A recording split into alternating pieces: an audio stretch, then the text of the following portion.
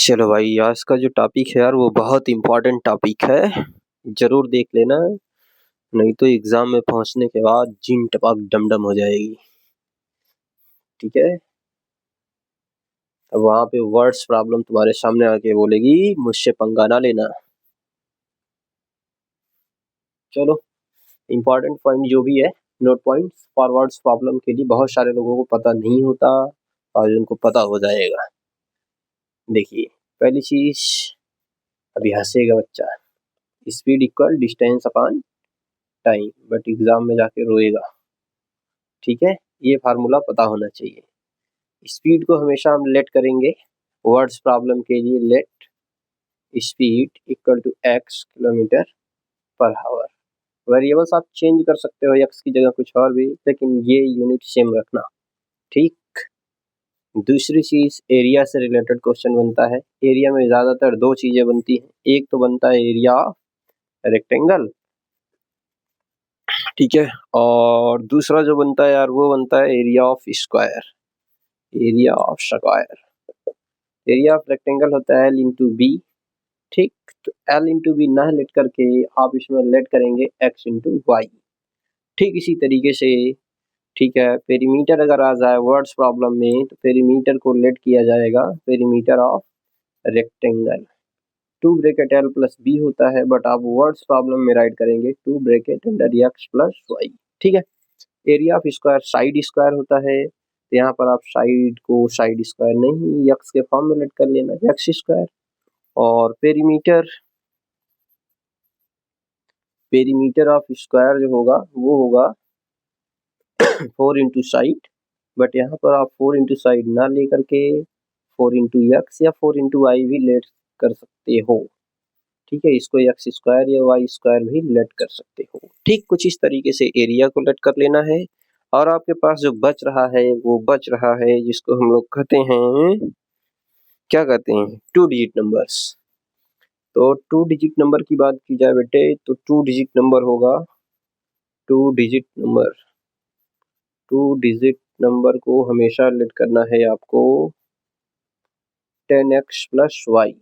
ठीक है, जहां पर x को आप बोल सकते हो 10th डिजिट, ठीक है, और ये y जो है y को आप बोल सकते हो यूनिट डिजिट। क्या यूनिट डिजिट रे बाबा। ठीक है, अब इसमें एक और बन जाता है जिसको हम कहेंगे रिवर्सिंग डिजिट। बस यहाँ पर वेरिएबल्स को कर देना है रिवर्स, नहीं करोगे तो क्या हो जाएगा, नहीं करोगे रिवर्स तो हो जाएगा जिन टपाक डम। Reversing digits, reversing digit numbers, reversing digit numbers अगर इनको रिवर्स कर दोगे तो ये बन जाएगा 10y प्लस का x। कुछ इस तरीके से बनेगा रिवर्सिंग डिजिट पर। ठीक है, और क्या बचेगा आपके पास, एज। एज पर भी क्वेश्चंस बनते हैं, तो एज पर जो क्वेश्चन बनेगा, as per question words problem के लिए देखो क्या क्या पॉइंट लेट करोगे। जैसे मान लो लेट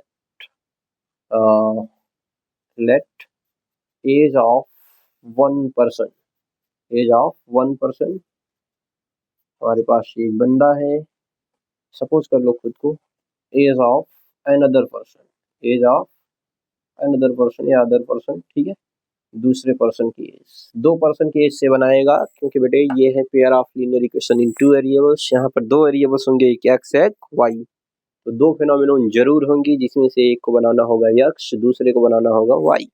ठीक, तो 1 पर्सन की एज को मान लेना है आपको एक्स ईयर्स, ठीक है, और दूसरे को मान लेना वाई ईयर्स। समझ लो, नहीं तो क्वेश्चन एग्जाम में बोलेगा हमसे पंगा ना लो। ठीक है, एक्स ईयर वाई ईयर्स। अब यहाँ पर कुछ खास बातें ये बनेंगी, क्वेश्चन अकॉर्डिंग टू अपने बना लेगा। सपोज करो यहाँ से 2 केस बन सकती है, जस्ट इसी के बाद से यहाँ से 2 केस बन सकती है। पहली केस जो बनेगी मैं इधर रखता हूँ और दूसरी केस जो बनेगी मैं इधर रखता हूँ। ठीक है, दोनों के लिए ही। सपोज करो इसमें कहता है बिफोर 2 ईयर्स और इधर कहता है आफ्टर 2 ईयर्स।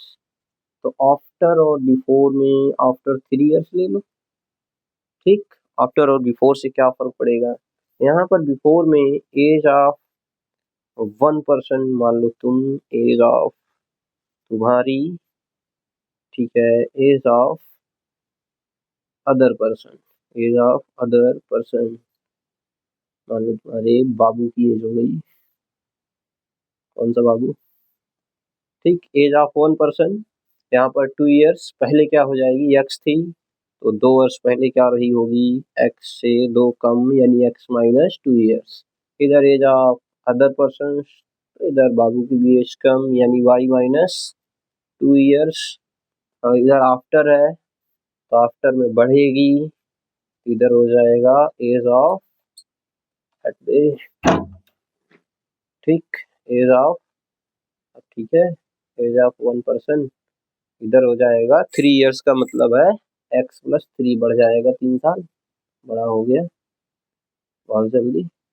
और एज ऑफ अदर पर्सन, बाबू की भी एज बढ़ जाएगी, ठीक है, एज ऑफ अदर पर्सन, इसकी भी एज हो जाएगी y प्लस 3 इयर्स, ठीक है ना, ठीक। तो एज पर कुछ इस तरीके से क्वेश्चंस बनेंगे। अभी ये किस्सा यहाँ पे खत्म नहीं हुआ है, अभी इस पे क्वेश्चन बनता है स्ट्रीम पर, बोर्ड पर, ठीक है, उन पर भी देखेंगे कहाँ पर क्या लेट करना है बच्चा लोग, ठीक है। तब तक फटाफट से नोट कर लीजिए, फिर इसको मैं इरेज ही कर दूं तब तक, है ना। चलिए आगे और क्या बनेगा, एरिया से बता दिया और डिजिट का हो गया और इधर एज का हो गया, फ्रैक्शन बचा है, बोर्ड बची है, स्ट्रीम बची है, ठीक है, और सबसे बड़ी तो तुम्हारी ड्रीम बची है, ठीक है। पढ़ोगे लिखोगे नहीं, बस अपने देखो 100% के खच्चर।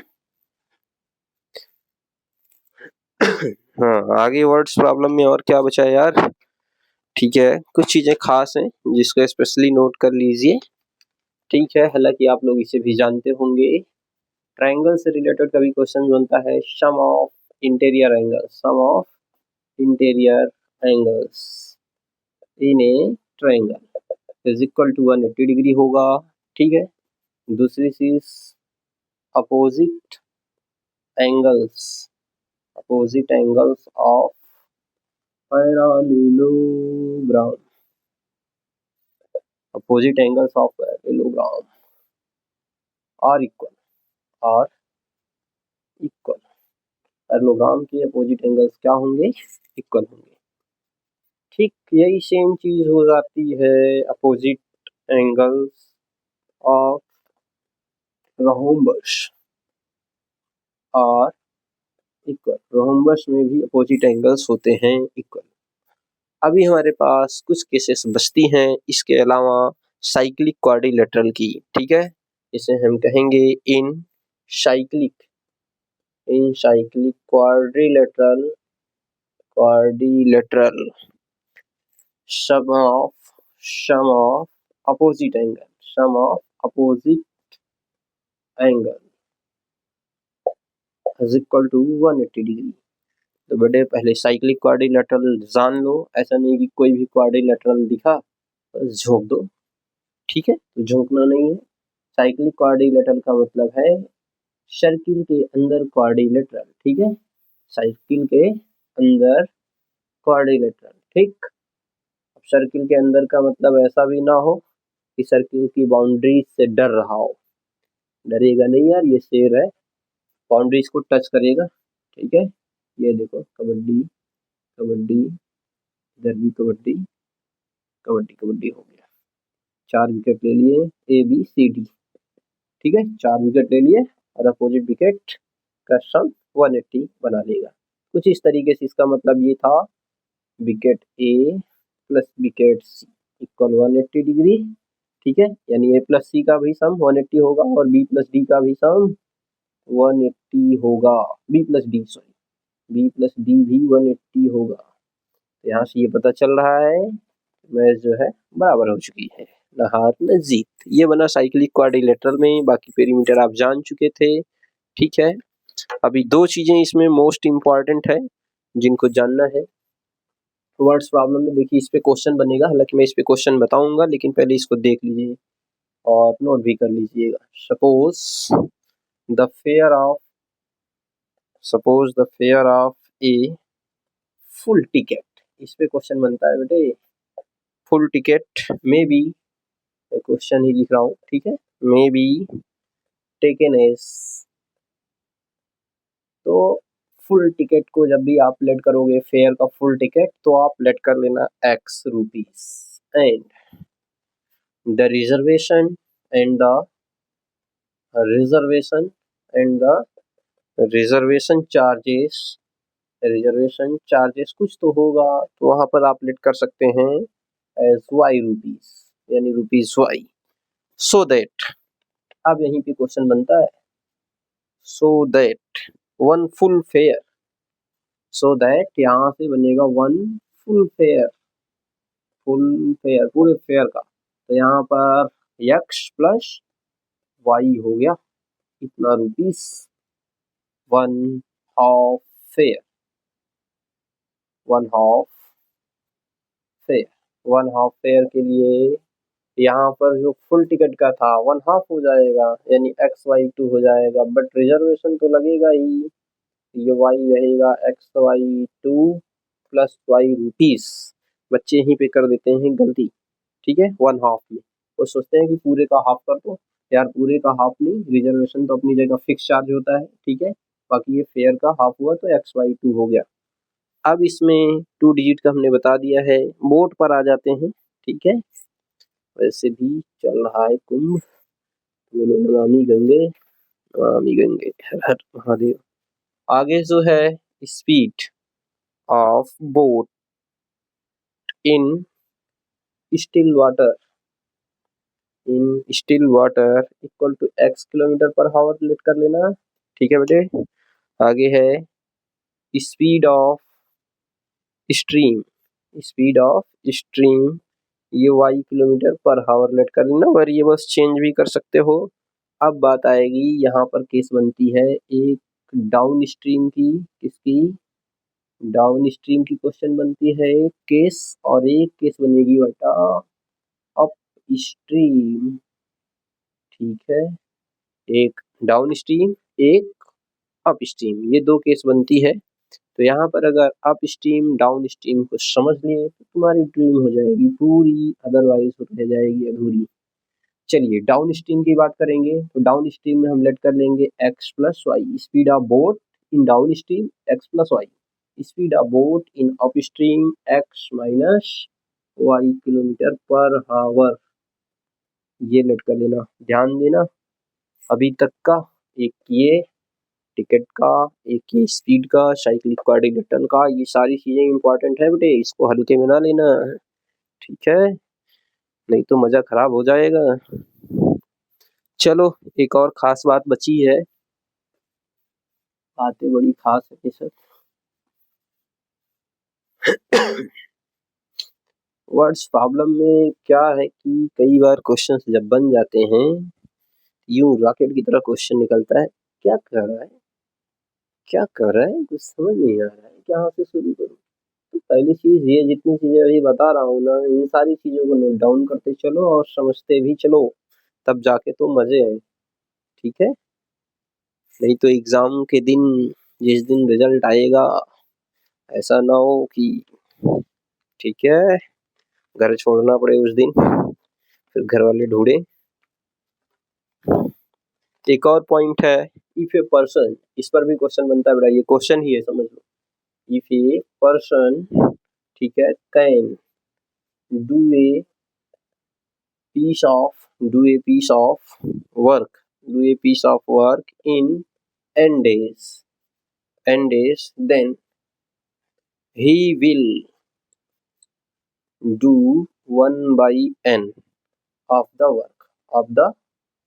work in 1 day, एक दिन के लिए, या कर लीजिए अकॉर्डिंग टू वाइस वर्सा, जैसा भी कहा होगा, ठीक है। ध्यान देना, एक व्यक्ति if a person can do a piece of work in 10 days, 10 days में अगर करता है तो हम लेट क्या करेंगे, then he will do 1/n, he will do, ठीक है, 1/n। अगर आप इसको समझो तभी आप ही विल डू कर पाओगे, अदरवाइज ये आपको किल डू कर देगा। चलिए, तो ये वर्ड्स प्रॉब्लम की कुछ इंपॉर्टेंट चीजें थी, ठीक है, जिन्हें आपको जानना चाहिए, और अगर आप जानते रहेंगे तो बहुत अच्छे से कर पाएंगे क्वेश्चंस को, अदरवाइज ठीक है क्या होता है पता है ना, जीन टपाक दंडम होगा।